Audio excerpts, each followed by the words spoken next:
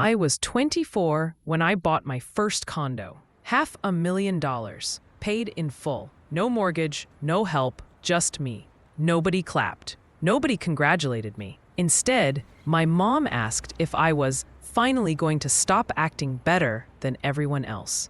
They never understood how I got there, how I worked nights during college, took no vacations, learned to code by watching free YouTube videos, how I freelanced for tech startups while my brother partied on their couch. They only saw the result, a high-rise condo with a view, and they decided it belonged to them.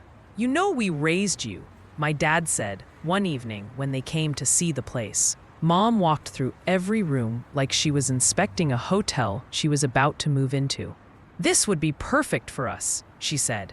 "We deserve to live somewhere nice before we die." I laughed. I thought she was joking. She wasn't.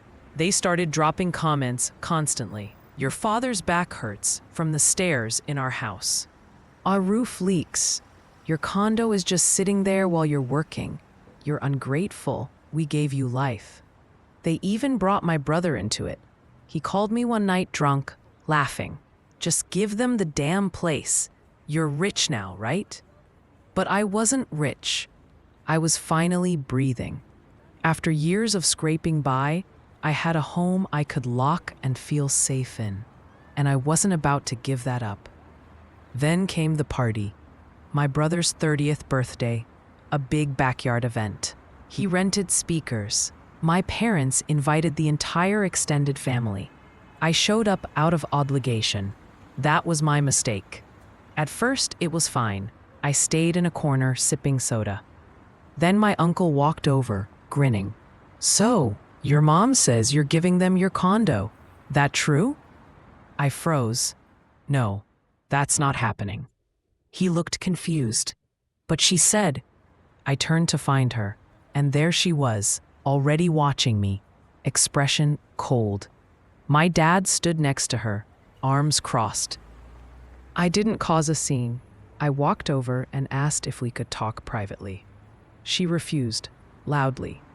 "You're embarrassing us," she snapped. "You'd rather see your parents rot in that dump while you live like a princess in your tower?" People were staring. My brother smirked. "You always think you're too good for us," he added. "Just admit it." I turned to leave. That's when my dad grabbed my wrist. I said, "Let go." He didn't. He pulled me back so hard I stumbled. And my mom slapped me across the face, hard. I remember the sting more than the pain. Not because it hurt, but because it was public, and nobody stopped them. No one moved. Not my cousins, not my aunts, not my friends who had tagged along. They just watched. "You spoiled little brat," my mom hissed. "We should have left you in that hospital when you were born." That was it. I walked away, shaking, got in my car, and drove back to my condo. And I cried. Not for the slap, not even for the humiliation. I cried because I realized they'd never loved me. Not really. I was a product, a thing to cash in. 2 days later, I changed the locks. I blocked their numbers. I took a week off work and stayed in silence.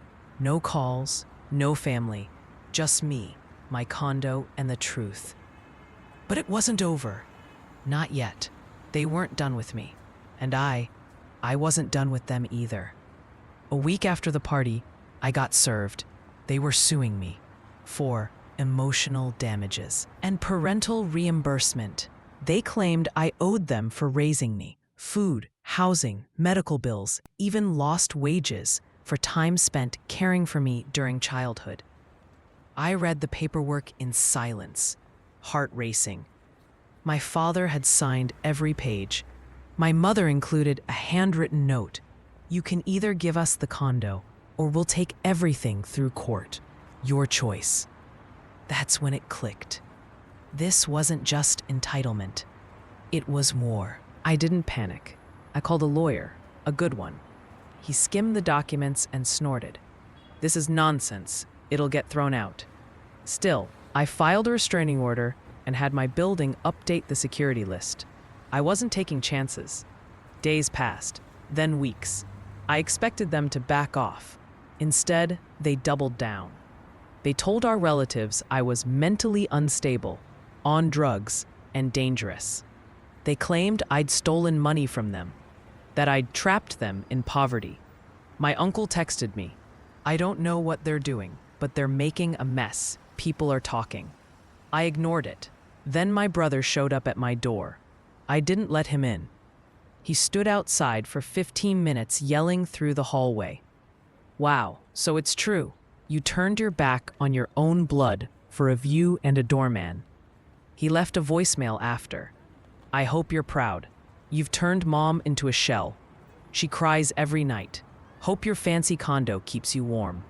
I almost believed it until I saw her TikTok. Yes, TikTok. A video of her sitting on her old couch with sad music playing, fake tears, and the caption, "When your own daughter leaves you homeless after everything you gave her. Hashtag ungrateful. Hashtag parent struggle. Hashtag family drama." It had 20,000 views. The comments were full of sympathy. People calling me a monster, a narcissist, a gold digger. She milked it for weeks, made a mini-series. People sent money. She opened a PayPal, said it was for a new place to live, all while still living in the same house they'd always had. The same house I had once helped them save. 3 years ago, they almost lost it due to unpaid taxes. I had covered the bill, $17,000, quietly, without asking for anything in return. Now they acted like I'd abandoned them on the street. I wanted to scream, but I didn't. I just watched. Watched my own mother build a victim narrative to strangers. Watched her dance in front of the house she claimed I had stolen from her. Watched my father mow the lawn in the background while she cried about being homeless. That's when I made a decision. No more reacting. Time to act. I dug through paperwork, found the old agreement. They had signed over partial control of the house to me when I paid the tax bill. It had seemed harmless back then, a formality, but it gave me legal leverage now. I called my lawyer again. He asked one question. "Are you sure?" I didn't answer. I just nodded. We filed everything quietly, legally, efficiently. They didn't see it coming, until they got served again. But this time, from me. Eviction notice.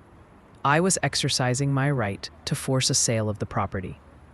The house was going on the market, and they had 60 days to vacate. No negotiation, no delay. I was done playing the quiet one. They called nonstop, blocked. They showed up at my building. Security turned them away. They posted online again, but this time I posted too. Screenshots, receipts, the signed agreement, the court documents, the TikToks, the truth. People started turning on them. Comments like, "Wait, so she paid their taxes and they tried to sue her? This is next level gaslighting." My brother messaged me, one line, "You're really doing this?" Yes, I was. They raised me to believe I owed them everything. Now, I was finally free. But I wasn't doing this for revenge.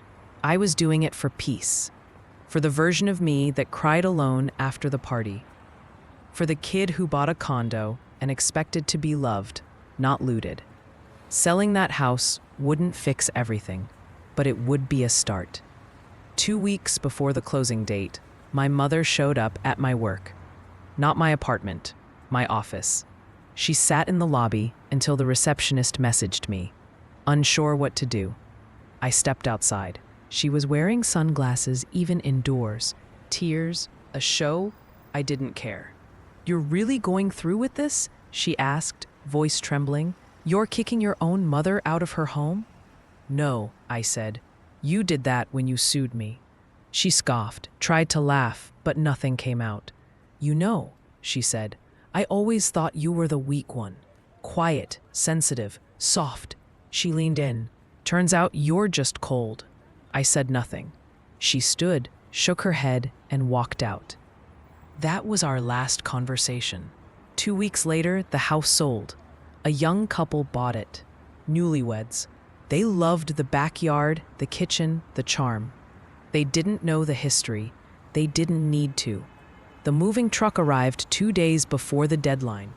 I didn't watch, but my cousin sent me a picture. My father standing shirtless in the driveway, yelling at a mover. My mother on the porch, arms crossed, refusing to carry anything herself. My brother wasn't there. They moved into a 2-bedroom apartment across town. They told everyone they'd downsized by choice. I stayed quiet. I'd said all I needed to, but inside, I felt something I hadn't in years: stillness. For the first time in my life, I wasn't waiting for their approval. I wasn't shrinking to keep the peace. I wasn't apologizing for my success. I was free. And yet, the grief came in waves, not for them, but for the version of me that had tried so hard to earn their love. For the kid who brought home awards and got silence. For the teen who worked night shifts and got mocked. For the adult who bought a condo and got slapped. Letting go wasn't loud. It wasn't dramatic. It was quiet. Like waking up from a long sleep and realizing the house you were raised in had no warmth, only walls. I started therapy. I traveled. I repainted the condo, threw out the couch they once sat on, burned the old birthday card my mom had written. "You'll always be our little girl. Just don't forget who raised you." I didn't forget. I remembered everything, not out of bitterness, but to never let it happen again. One night, months later, I got a message from my brother. No greeting, no apology, just this: "Mom's not doing well. Thought you should know." I stared at it, then deleted it. Not out of anger, but because I finally understood. Their chaos wasn't my responsibility. They had taught me how to survive, but I taught myself how to live, and I wasn't going back.